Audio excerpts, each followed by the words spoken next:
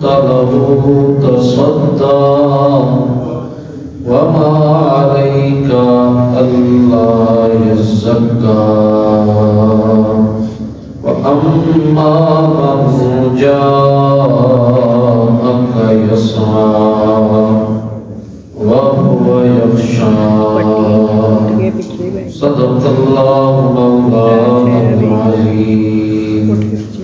الصلاة والسلام عليك يا سيدي يا رسول الله وعلى آلك وأصحابك يا سيدي يا حبيب الله. الصلاة والسلام عليك يا سيدي يا خاتم النبيين وعلى آلك وأصحابك يا سيدي يا رحمة للعالمين. کون یہ پھول تو بالکل ترنم بھی نہ ہو، چمن دار میں کلیوں کا تبسم بھی نہ ہو نہ یہ ساقی تو پھر مائے بھی نہ ہو، خم بھی نہ ہو، بزم توحید بھی دنیا میں نہ ہو، تم بھی نہ ہو.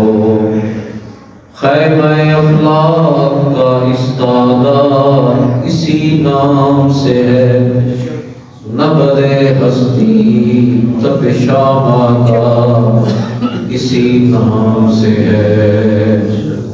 حمد و صلات کے بعد عزت مآب میرے تمام بزرگوں، نوجوان ساتھیوں، اللہ رب العالمین کا بے حد فضل و کرم ہے کہ اس نے ایک مرتبہ پھر ہمیں اپنی بارگاہ میں جمع ہونے کی توفیق عطا فرمائی ہے.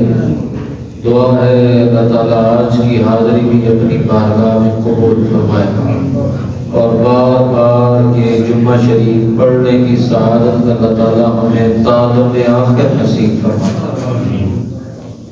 قرآن مجید کی 30ویں پارے کی تیسری سورت ہم نے پچھلے جمعہ المبارک میں اس کا آغاز کیا اور اس کا شان نزول بیان فرمایا کہ نبی کریم علیہ السلام کی خدمت میں کفار مکہ موجود تھے اور حضور علیہ السلام انہیں دین کی تبلیغ ارشاد فرما رہے تھے. اتنے میں ایک نابینا صحابی آئے جو حضور کے بڑے پیارے غلام تھے. اللہ اور اس کے رسول صلی اللہ علیہ وسلم ان سے کرتے بڑا پیار تھے. وہ آئے اور انہوں نے حضور کے دامن کو پکڑا اور عرض کی، یا رسول اللہ صلی اللہ علیہ وسلم میری طرف بھی نظر شفقت فرمائیے، ذرا ہماری طرف بھی آئیے. یا رسول اللہ جو آپ کو اللہ نے تعلیم ارشاد فرمائی ہے، جو علم دیا ہے، اس میں سے کچھ نہ کچھ مجھے بھی عطا فرمائیے.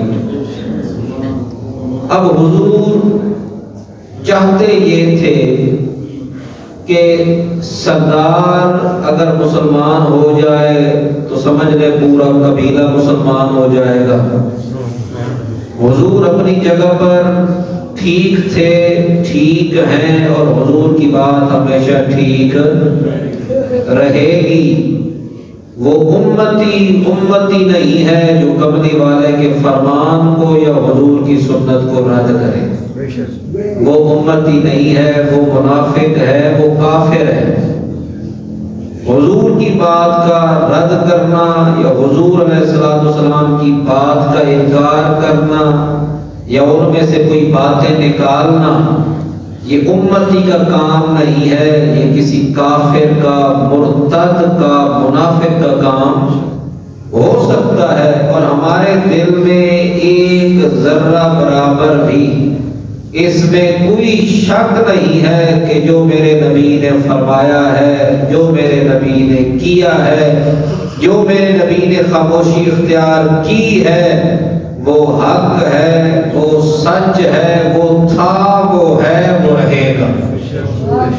اس لیے یہ بات یاد رکھیں۔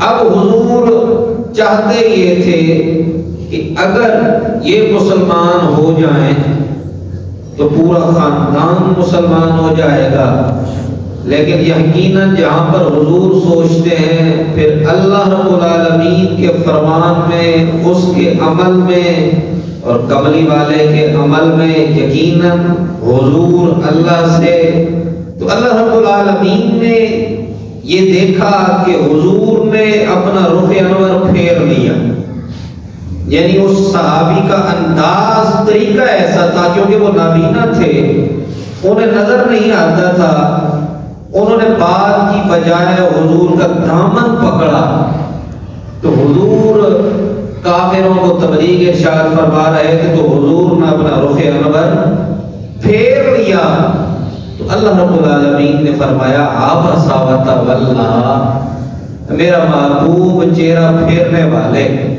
ان جاءہ الاعمی، تیری خدمت میں، تیری بارگاہ میں ایک نابینا آیا ہے، اور یہ یاد رکھ یہ مسلمان ہے، یہ تیرا پڑھنے والا، کلمہ پڑھنے والا ایک مسلمان غلام ہے، اور دوسری طرف کافر ہیں، چاہے سردار ہیں، لیکن کرم فرما، وما یدریک لعلہ یزکا، تجھے کیا پتا کہ یہ جو تیری خدمت میں آیا ہے یہ ان سے زیادہ پاکیزگی حاصل کرے، ان سے زیادہ تیری بات کو سنے، ان سے زیادہ تیری بات کو مانے، یہ پاکیزگی زیادہ حاصل کر لے۔ اب علماء جو لکھتے ہیں، امام منصور محمد بن محمد ماتریدی حنفی رحمت اللہ علیہ فرماتے ہیں، آپ فرماتے ہیں جو حضور ناراض ہوئے نا، کسی کے دل میں یہ خیال آئے کہ حضور نے شاید نظر پھیر لی ایک غریب سے، ایک نابینا سے، تو وہ بھی سن لے، وہ فرماتے ہیں حضور کا روٹھنا، حضور کا چہرہ پھیرنا، ناگواری کا اظہار کرنا، ناراضگی کا اظہار کرنا، اس ناراضگی کو ایک پلڑے میں رکھ دو، یہ وہ فرما رہے ہیں امام منصور، یہ تقریباً 333 ہجری کی بات ہے، ان کا وصال ہوا، وہ فرماتے ہیں حضور کی ناراضگی کو، روٹھنے کو، چہرہ پھیرنے کو ایک پلڑے میں رکھو، اور پوری کائنات کی نیکیاں ایک پلڑے میں رکھ دو، میرے محبوب کا روٹھنا پھر بھی بہتر ہے۔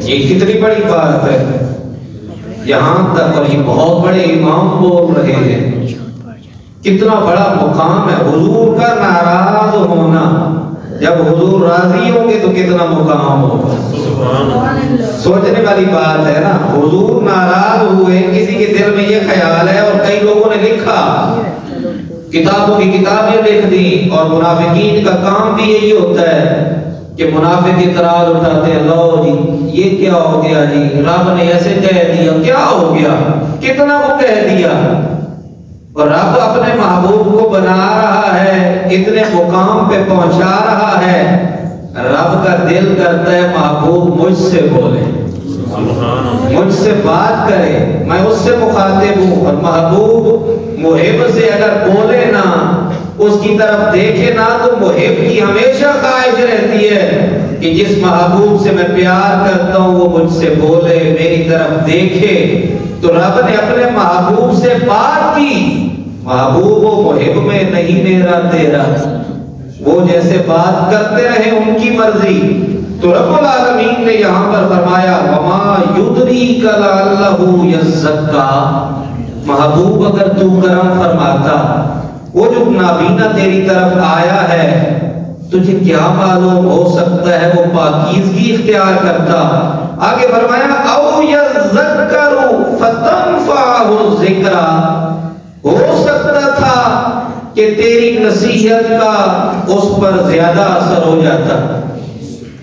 وہ جو آیا ہے تیری بارگاہ میں نابینا، تو اس کو نصیحت فرماتا، تعلیم ارشاد فرماتا، محبوب ہو سکتا ہے آپ کی بات کا اس پہ زیادہ اثر ہو۔ کیوں؟ فرمایا اما من استغنا، یہ جو غنی ہے نا، یہ جو امیر بیٹھے ہیں، جو تجھ سے مستغنی ہیں، جو تجھ سے دور ہیں، محبوب فانت لہ تصدی، تو ان کے پیچھے جا رہا ہے، تو چاہ رہا ہے کہ یہ مسلمان ہو جائیں تو ان کا پورا قبیلہ آ جائے گا۔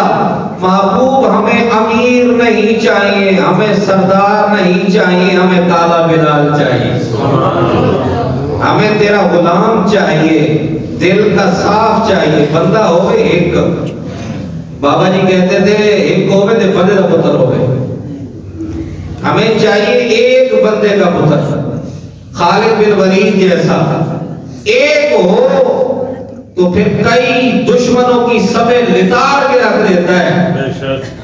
حضرت مولا علی نے جب اسلام قبول کیا جسم میں جان نہیں تھی، 8 یا 9 سال آپ کی عمر ملتی ہے، حضرت مولا علی 13 رجب بھی قریب ہے، آج 13 رجب تو نہیں ہے جی، آج 9 ہے، 13 رجب حضرت مولا علی کا جشن ولادت بھی ہے، انشاءاللہ اگلا جمعہ ہم جشن مولا علی منائیں گے۔ کیوں جی؟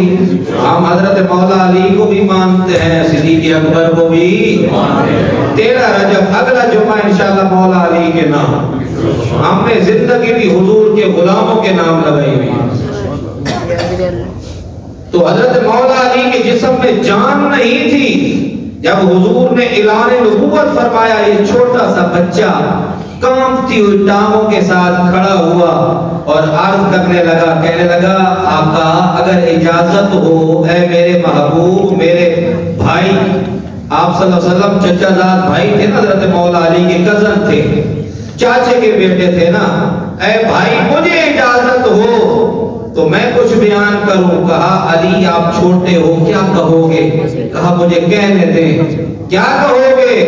عرض کی، فرمانے لگے کوئی کھڑا ہوتا ہے نہ ہو، یہ محمد عربی کا غلام کھڑا ہے، یہ کھڑا ہوا ہے، اور علی جس کے قبضے میں یہ تلوار بھی آ جائے تو مومن، یہ اقبال بول رہا ہے، کلندر لاہوری بول رہا ہے، قبضے میں یہ تلوار بھی آ جائے تو مومن، یا خالد جانباز ہے یا حیدر کرار،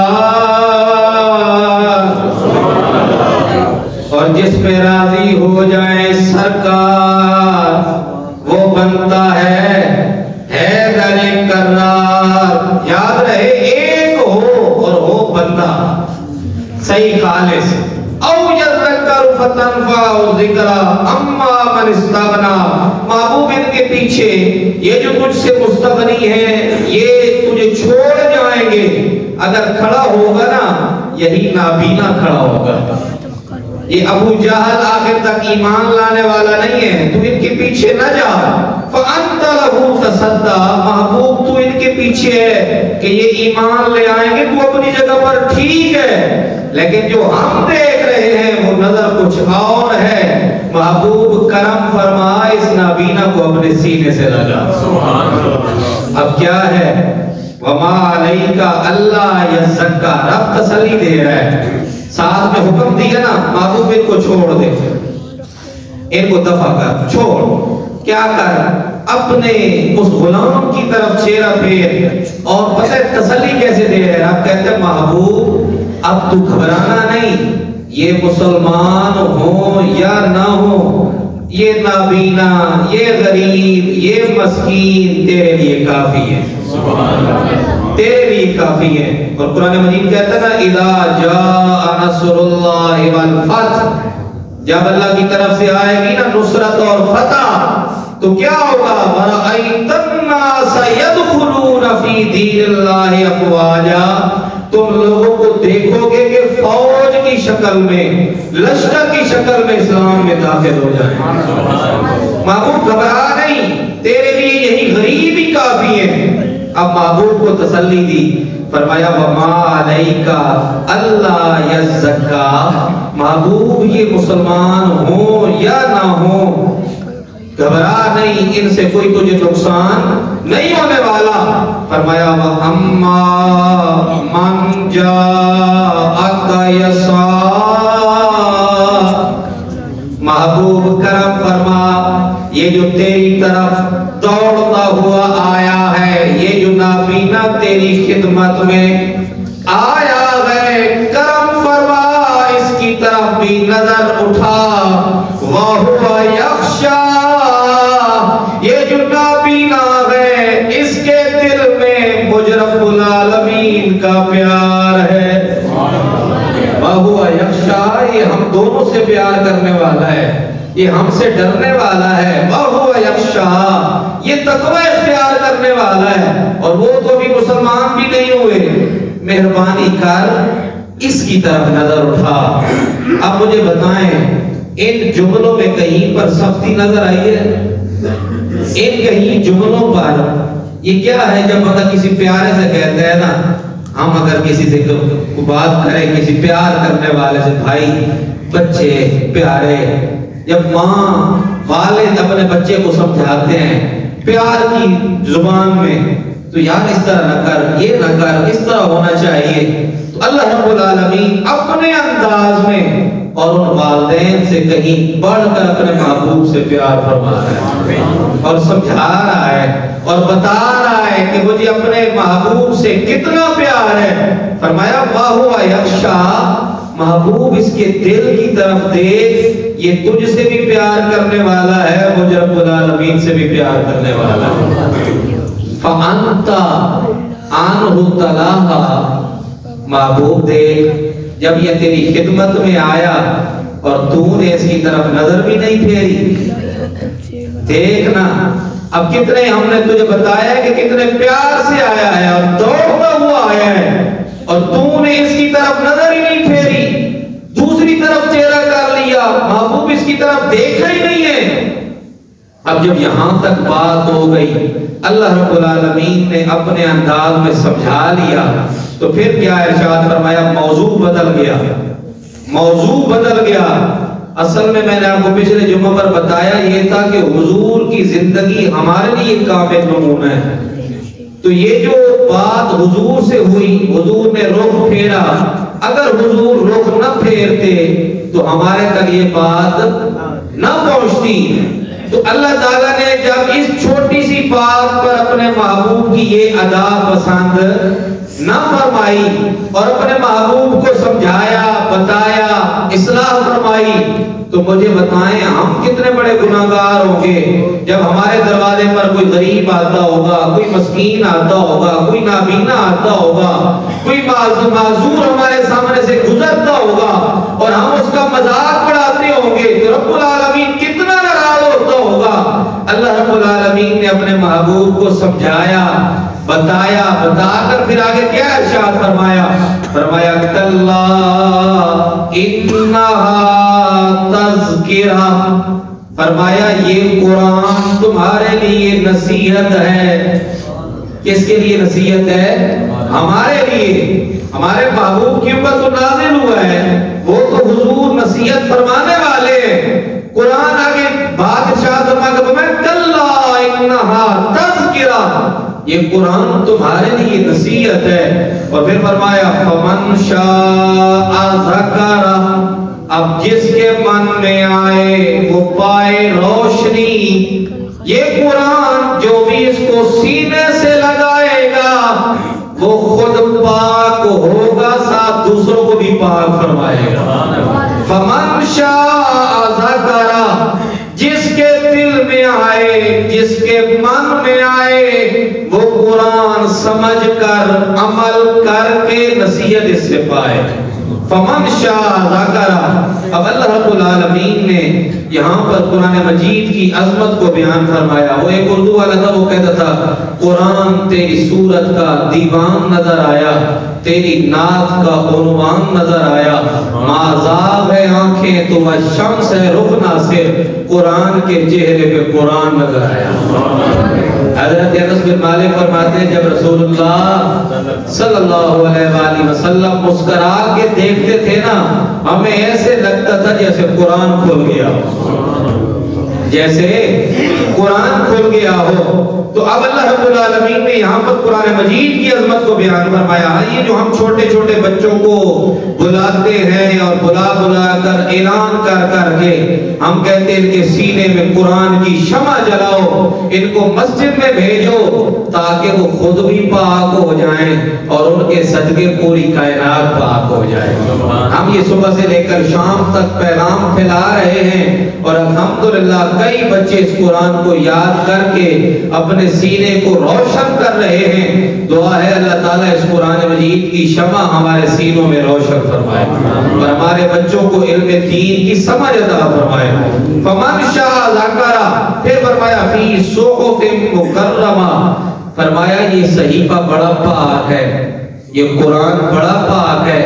جس طرح ہم نے تورات نازل کی، انجیل نازل کی، زبور نازل کی، قرآن اللہ رب العالمین فرماتے ہیں جس طرح وہ پاک تھی، وہ عزت والی تھی، اسی طرح قرآن بھی عزت والا ہے، مقام والا ہے۔ یقیناً جو آدمی کسی مقام والے کے ساتھ دوستی لگاتا ہے وہ آدمی بھی مقام والا ہو جاتا ہے۔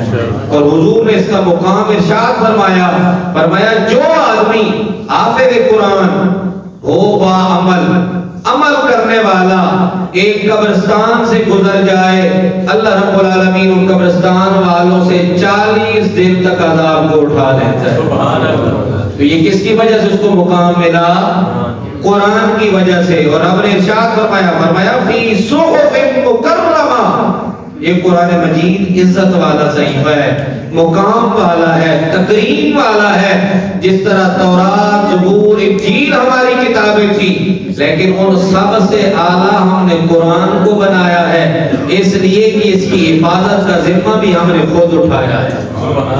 دیگر کتابوں کا ہم نے ذمہ نہیں لیا اور ان میں تبدیلیاں بھی ہو چکی، لیکن جس طرح قرآن کا ایک ایک لفظ نازل ہوا تھا، آج قرآن کا ایک ایک لفظ سلامت ہے، اور جس نے بھی اس میں تبدیلی کرنے کی کوشش کی ہم نے ان کی نسلیں بھی تباہ کر دی، ان کو ہم نے تباہ و برباد کر دیا۔